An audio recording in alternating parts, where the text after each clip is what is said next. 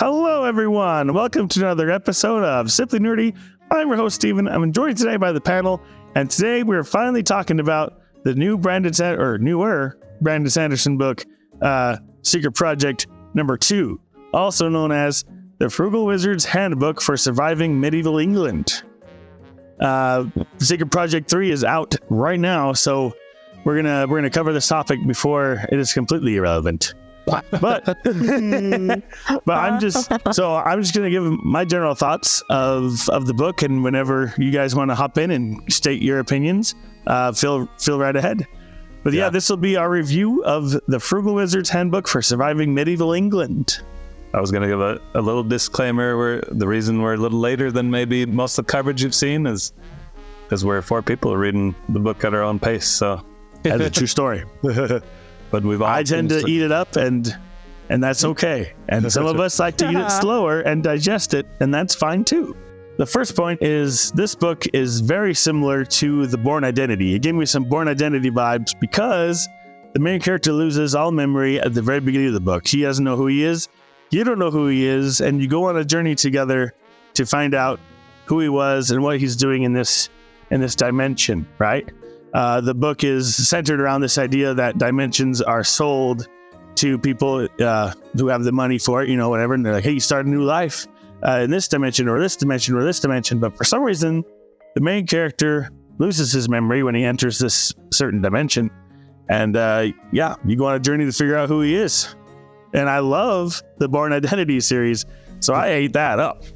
That's an interesting comparison. There's a term for what this narrative structure is. I can't remember what it is. It's called the White Room. White Room. What? I was like the whitewash. I was like, no, it's not. White Room, yeah. Apparently, Project Hail Mary is another one that uses the similar. Yes. I was going to throw that one out there. That's one of the... Okay, but no spoilers. No spoilers for Project Hail Mary. I haven't read it yet. I'm going to say, that's now fair. That David brought it up, I do have to give it a plug. It is one of the best books I've read. And Brandon Sanderson himself said that The Bourne Identity and that other book were his inspirations, some of his inspirations for this book. So that makes sense why we keep bringing those two titles up. That's interesting. I didn't know that's where his inspiration came from. But something I wanted to also touch on is, since I'm a user experience designer, is the experience that was provided by the audiobook, which I absolutely loved. There's 2 main things the audiobook did that you miss out on just by simply reading the book. Which, for the record, I do both. I read the book and then I also do the audiobook. I kind of trade off between the two. But it was hilarious. The disclaimers are read extremely fast in the audiobook. Like you would hear a commercial, right? You hear a commercial and then it gets to, please do not, if you read this book, you'll experience some light flashes and you will have a heat stroke and whatever. But it's like super fast and crazy. And I just busted up laughing. It was so funny. Yeah. I agree with you about that. That's one of the best parts of the audiobook experience. And then they did something else which I did not see coming at all. It was in chapter 14. It was hilarious on the audiobook when Johnny adds reverb to the vocal modulation. Oh my gosh, it sounded so I was like, oh my gosh, they did that. I was like, oh, Michael Kramer. Oh, it was so good. I was dying. I have to say, I agree with you.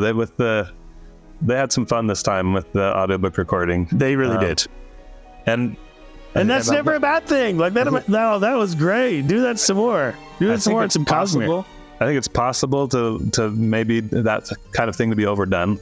But I don't think they did. It's potential, if you do it wrong, it could be cheesy. But yes, I think mostly they pulled it off. Agreed. Another thing I thought was cool was some of the certain character voices. They had sound effects that went with them, right? They were crinkling paper or something. Yeah. The book described it as the sound of blowing leaves, or I don't know. So with the lines whites. Yeah, things like that. So they had some effects with it, and it was pretty cool sounding. So one thing I really liked, on top of the whole memory thing, and we're kind of figuring out who the character is along with them, I really liked his guesses to who he was. And how that, and my guesses on top of his guesses, and seeing the ways that he was just slightly wrong and almost right, or that I was, and it was really fun. It was a good time. I liked it a lot. Really. I also liked how when he decided he was a certain thing, he would act like it. When you go back and he thought he was a cop, he would act more like a cop. I don't remember all the other iterations, unfortunately. It was a while ago when I read this.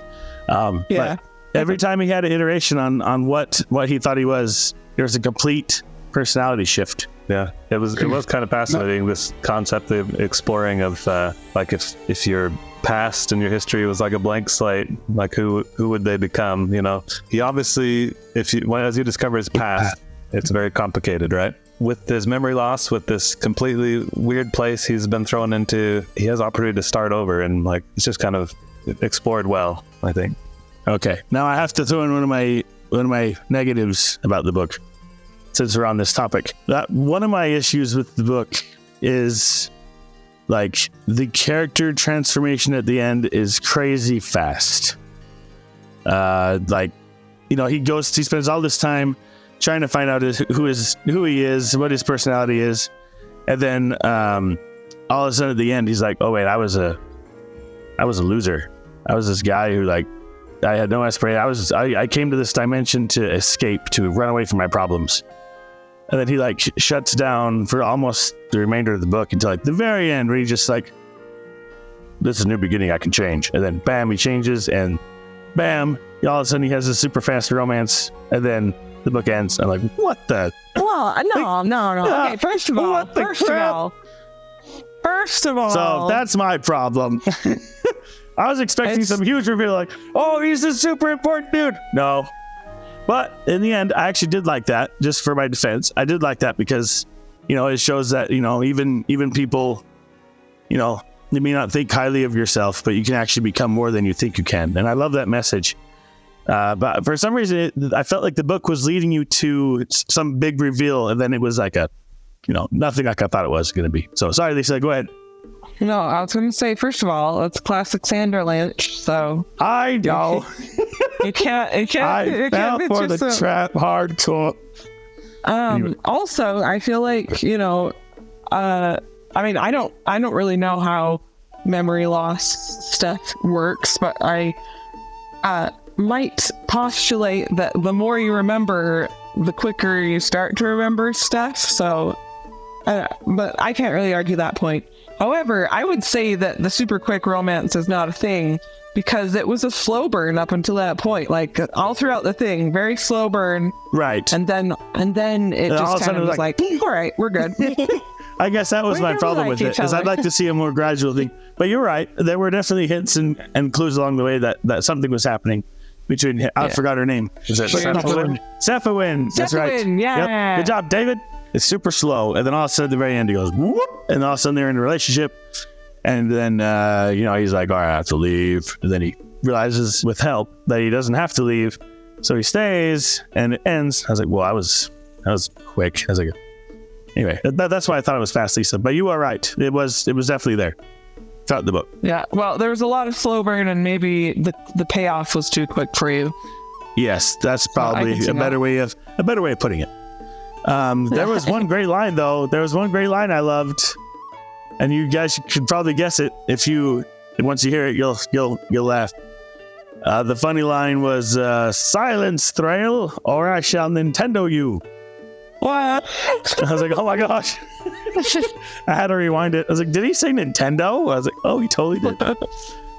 Super funny.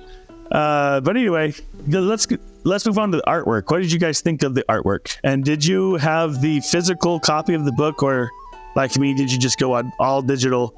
I bet the physical copies of this book look even better, because it has that ballpoint pen artwork that I bet would look super good on paper.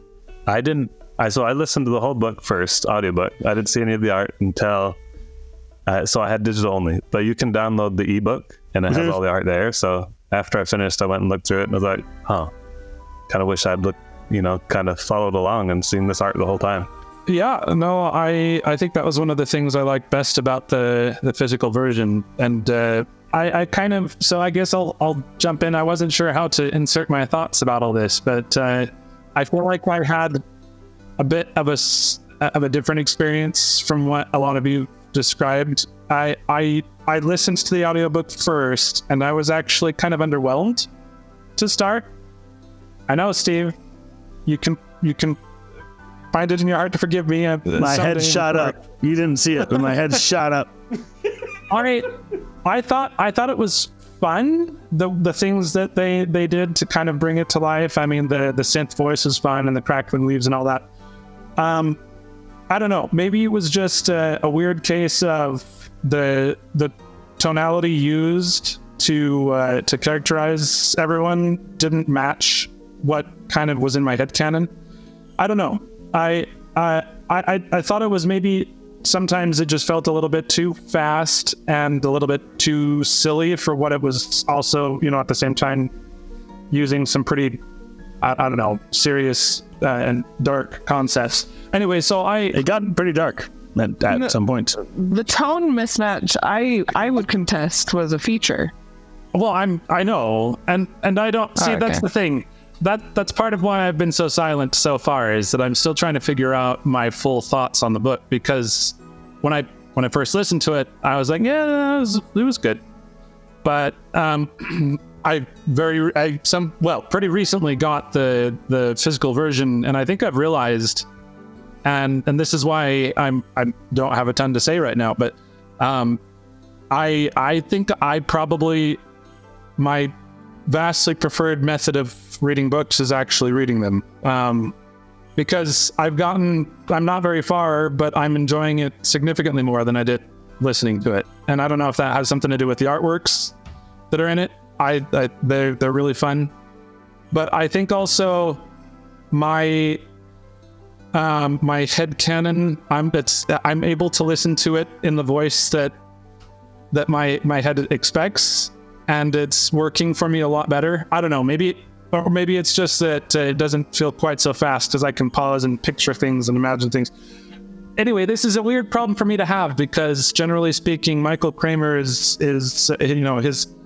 the performances are flawless, and I'm not saying that's not the case here. For some reason, it just didn't quite do it for me. So you think the issues you've had were specifically due to the audiobook? I maybe. I mean, there was, I've read some of his more silly books before, like the Alcatraz and the Evil Librarians, and it's far more silly than this book ever gets. But I think also I read those and didn't listen. Maybe what we're learning here is I don't have the rights to say anything about this book yet. Anthony's being kicked off the panel. I need to read it. I'm just kidding. I'm just kidding, you guys. I'm just kidding. No, stay. It'd be. We'll have to follow up and see what you think if you're rereading the whole book, and if you like it way more after that. I'm definitely curious to hear what that looks like. Going with this, I do have to insert some of my thoughts. Like, overall, I've said positive things so far, but I have to agree with Anthony a little bit. Not about the audiobook, but in general, this isn't my favorite Sanderson novel. Like, I think I thought the concept was super fascinating, the kind of the lore of this dimensional travel, and I love the concept that he explores of kind of, if you go back in time basically, and you have super advanced technology, you're going to seem like a god to whatever people you're visiting, right? He kind of explores that idea in a fascinating way, and even at the very end, it's revealed that some of the whites and other things they've been dealing with in the story, that they're actually dimensional travelers of their own kind. That hint about Logna at the end, I still need to go back and digest that a little bit more. The hint was essentially, right, she starts using the laptop, and she's like researching all they know about dimensional travel, and then there's a vague hint of like, she remembers centuries ago or something that they were swimming upstream through dimensions, and then they hit a wall of pain and got stuck, right? So it's this fascinating idea that the whole book, when they explain dimensional travel, like, you can only go downstream, right? Isn't that one of the things they emphasize? Like, it's impossible to go upstream in the dimensional branches or whatever. Right.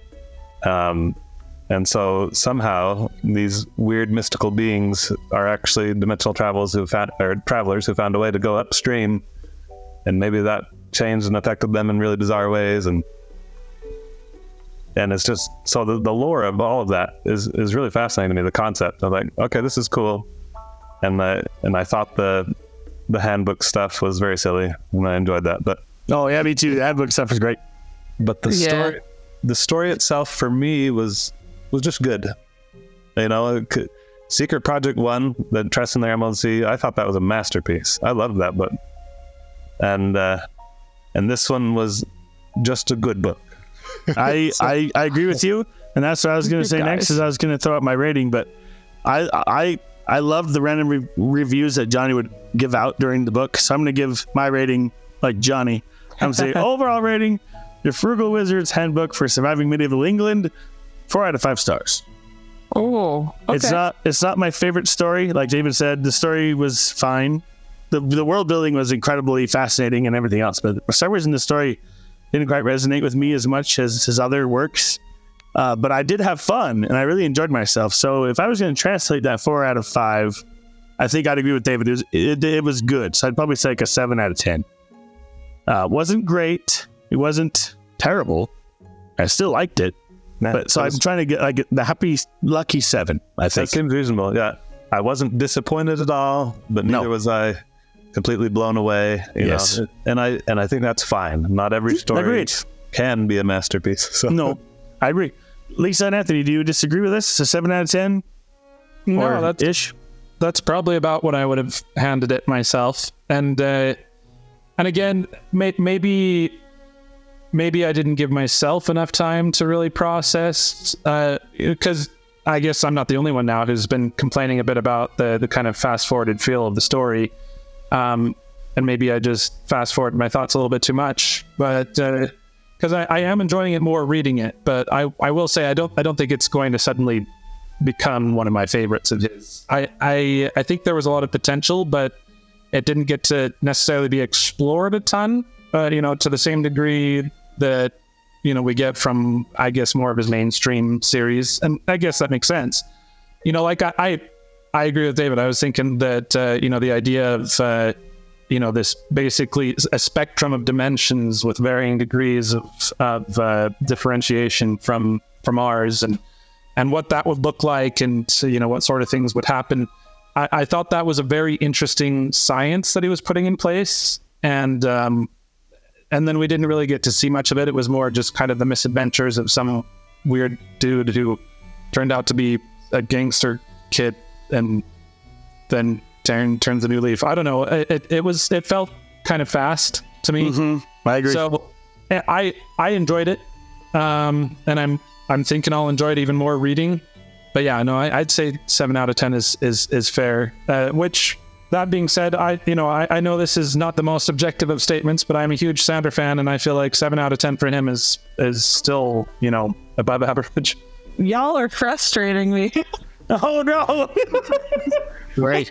Let us have it, Lisa. All right. First of all, I'm going to say that yes, there was a lot of world building, but this is not the type of story where he can really go into the world a lot. So what we got was basically a slice of one person's perception of the world, which I felt was done very well. That's a fair valid point. And I kind of liked the fact that we felt like we were discovering it with him, and the way he was misunderstanding it and stuff. But anyway, regardless, Lisa, I think it would be cool to learn more about it later from a different character's point of view, but I liked his point of view. So I was disagreeing with you, Lisa. I always love discovering the world through the character. I don't like it in a story when we have this omniscient narrator or whatever.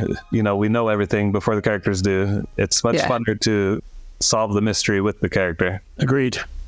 So yeah, and I feel like one of the reasons it felt fast was because it felt fast to the main character. I don't remember his name. Johnny. Johnny, yeah. Life comes at you fast. Especially when you don't know anything. True. Anyway. Right.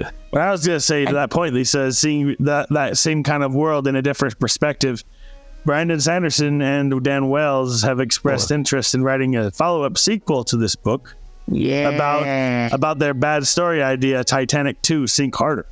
Oh no! Wow. And I hope, for the record out there, I listened to the podcast, and I hope that bad story idea goes all the way into a t-shirt for Dragonsteel 2023, because I want that shirt so bad. I think it would hurt Oh my me physically gosh, to it'd be a wear. great t-shirt. Yeah, if you need context, listen to Brandon Sanderson's podcast. I'm not giving you any context on purpose. Go listen to the podcast. Anyway, sorry, Lisa. But yeah, I think No, it's good. that'd be really fun. I'd love that. I actually really enjoyed seeing the weight that his memories put on him as he recalled them. Yeah, that was fun. Because they kind of got into the fact that, like, that the mob boss that, you know, was having him do those underground fights for money, blah, blah, blah, basically conditioned him, you know, to think that he was worthless. And just, you know, before he remembered that, he was just kind of confused. But then as he recalled that, just how much it, hurt him. It affected him, yeah. And then it was really fun seeing him be able to just make baby steps, just menu adjustments to be able to, you know, work Overcome past it. Yeah. Yeah. So I liked that. And then also, but I feel like there was also kind of a message that was kind of touched on about, You could be whatever you want to be, basically. oh, well, that too, but like Johnny treated people well. Yeah. And drew people to him because of that, in good ways. Like there was one gangster that, you know, like left him alive because of that at one point, something like that. Anyway, like his two friends are pieces of garbage. Oh, absolutely. Yeah. I was glad I don't know, they were dumb. Yeah, I think I was really glad to see him, first of all, move past the girl that like freaking faked her death. Yeah, for real. And then also like be able to escape the shadow of the friend of his that was like actually super pompous. Actually, Yeah, a dirtbag. Because he always saw himself as inferior to him, and like mentally placed himself in his shadow, like I'm less than he is. But then like while they were there, his friend was like he proved himself to be not perfect and not great in a few ways, and in several ways, let's say. And so I don't know, it was just fun to see him realize that and realize like he has flaws too. And you know, I don't know, Yeah, I liked it. That's a great point too, Lisa. That was kind of one of the themes of the story, right? That Yeah, the main character became, you know, maybe a lot of bad things, but partially because of the people that were surrounding him and comparing himself to them and their view of him, right? That he had, if everybody expects you to be a failure, then how can you ever succeed? So if you know. yeah. So I really liked that a lot. Oh, my rating. Yeah. I thought you were talking about like I still his heard you rating rating it. of things. Yeah. So I guess I'll say I recognize that Tress is probably a better book, but I might have enjoyed this one slightly more. Oh, that is not a popular opinion on this panel. Yep. That's awesome. I can respect the opinion though, based Absolutely. on your reasoning. Yes, I agree. Thanks. Yeah. So I guess I would say at least like a 8.7. Nice. Right. Okay. So I mean, I like there's that. definitely a lot to be said for the message of yeah. you know, of finding yourself and, you know, recognizing that sometimes the people you're around and, you know, can really shape you and in turn, like, that's something you can think about is how you shape other people. I don't know. But also the message of like, I guess just don't regard yourself as inferior to others. I don't know, because you can really mess yourself up, because that's what he did, you know, for a long time before he realized, you know. So I liked it a lot. I guess I will also say that I really liked that Seth Owen was kind of a linchpin in in some of their victories that they had. Like, that made me feel real good. You know? Absolutely. With her boasts.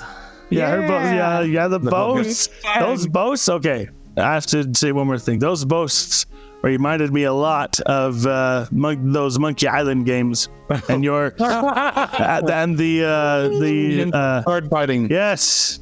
Oh my gosh, that's what it reminded me of. I was like, this is Guy Press Fleetwood.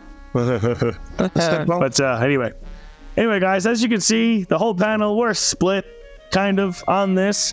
So let us know down in the comments below what you thought of Secret Project 2 if you've read it. Let us know down in the comments below, because we have a variety of different opinions, and that's totally fine. Let us know. Yeah. Sorry. No, go ahead, Lisa.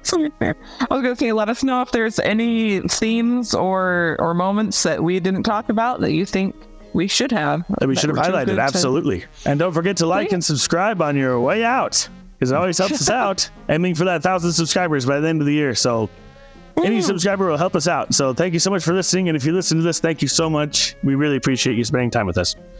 And until next time, guys, keep it nerdy.